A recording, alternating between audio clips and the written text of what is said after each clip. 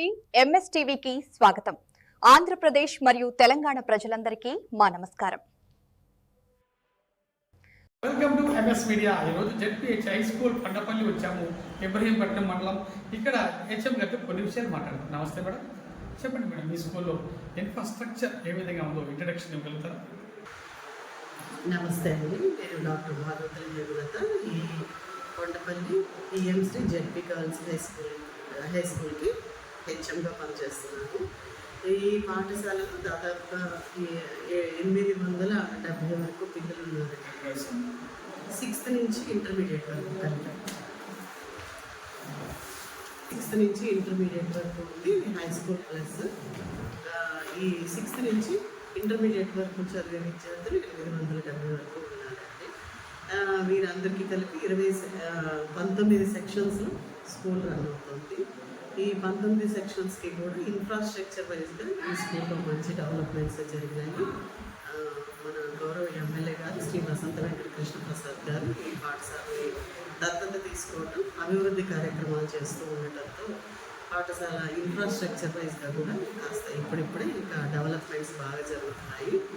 పైన కింద కలిపి విద్యార్థులు 20 క్లాస్ రూమ్స్లో ఉంటున్నారు. అదేవిధంగా ల్యాబ్స్, ఇక్కడ స్టెమ్ ల్యాబ్ ఉందండి, పాల్ ల్యాబ్ ఉంది. ఇది పిఎంసీ స్కూల్ అవటం వల్ల స్టెమ్ ల్యాబ్, పాల్ ల్యాబ్, అలాగే కంప్యూటర్స్ ల్యాబ్. ఇది పిఎంసీ పాఠశాల అవటం వల్ల స్టెమ్ ల్యాబ్ ఉంది మన దగ్గర.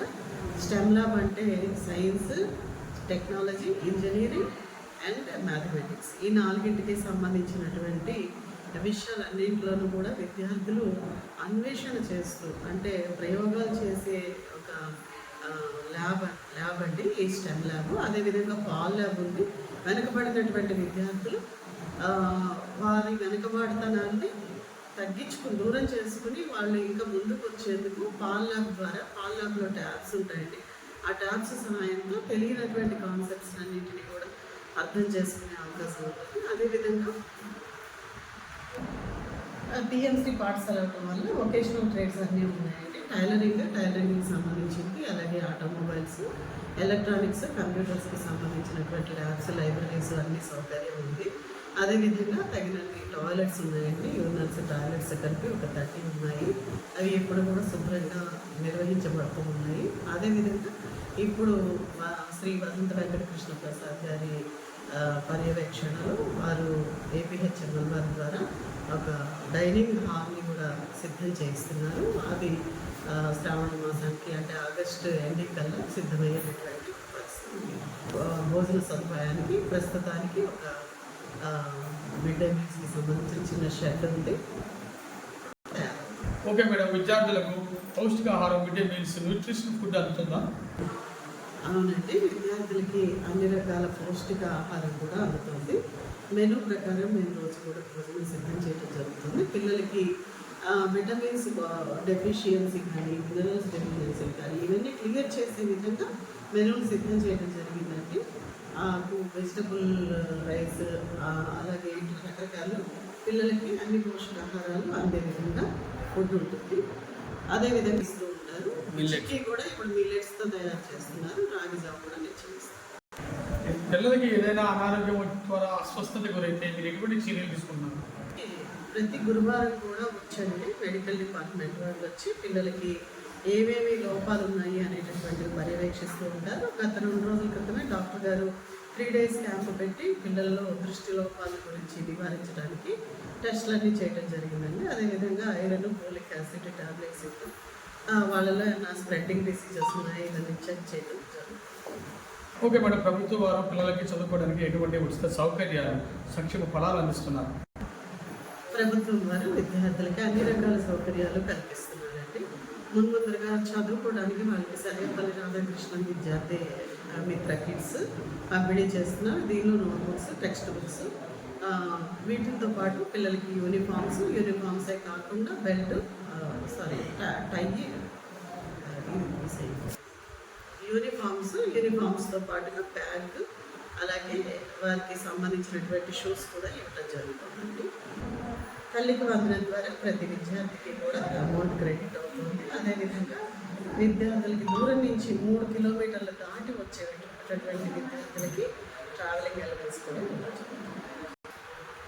మరి ఏ విధమైనటువంటి ఎన్నో సౌకర్యాలు విద్యార్థులకి ఏ రకమైనటువంటి ఇబ్బంది కూడా కలగకుండా ఉండే విధంగా చూసుకుంటున్నటువంటి మన ప్రీతమ విద్యాశాఖ మంత్రి గారు శ్రీ నారా లోకేష్ గారికి ఈ సందర్భంగా కృతజ్ఞతాంజలి సమర్పించుకుంటున్నారండి. అదేవిధంగా మన అధికారులు కూడా నిత్యం పర్యవేక్షిస్తూ మన విద్యాశాఖ మంత్రి గారు ఇచ్చిన సూచనలని తప్పకుండా పాటించే విధంగా వారందరూ కూడా నిరంతరం పర్యవేక్షణ చేస్తూ ముందుకు నడిపిస్తున్నందుకు విద్యా విభాగానికి కూడా ధన్యవాదాలు. మన గౌరవ డిఈఓ గారికి అలాగే ఎంఈఓ 1 గారికి ఎంఈఓ 2 వీరందరికీ కూడా ధన్యవాదాలు తెలియజేస్తాను. చివరిగా విద్యార్థుల తల్లిదండ్రులు మీ స్కూల్ గురించి, గవర్నమెంట్ స్కూల్ గురించి ఏమని రిక్వెస్ట్ చేస్తున్నాను? ఈ సందర్భంగా విద్యార్థుల తల్లిదండ్రులకు అందరికీ కూడా నేను చేసే విజ్ఞప్తి ఒకటేనండి. ఇవాళ గవర్నమెంట్ విద్యాలయాలు కార్పొరేట్ విద్యాలయాల కంటే కూడా ధీటుగా అన్ని విధాలా కూడా ధీటుగా పనిచేస్తున్నాయండి. చక్కగా ట్రైన్డ్ టీచర్స్, క్వాలిఫైడ్ టీచర్స్, అంతేకాకుండా చక్కని ఇన్ఫ్రాస్ట్రక్చర్, వారికి కావాల్సినటువంటి సదుపాయాలన్నీ కూడా కొత్త ఇప్పుడు ఉన్నటువంటి ఇన్నోవేటివ్గా ఏవైతే చేయడానికి అవకాశం ఉందో వాటికి సంబంధించినటువంటి సదుపాయాలన్నింటినీ కూడా ప్రభుత్వం మనకి ఉచితంగా అందిస్తుంది.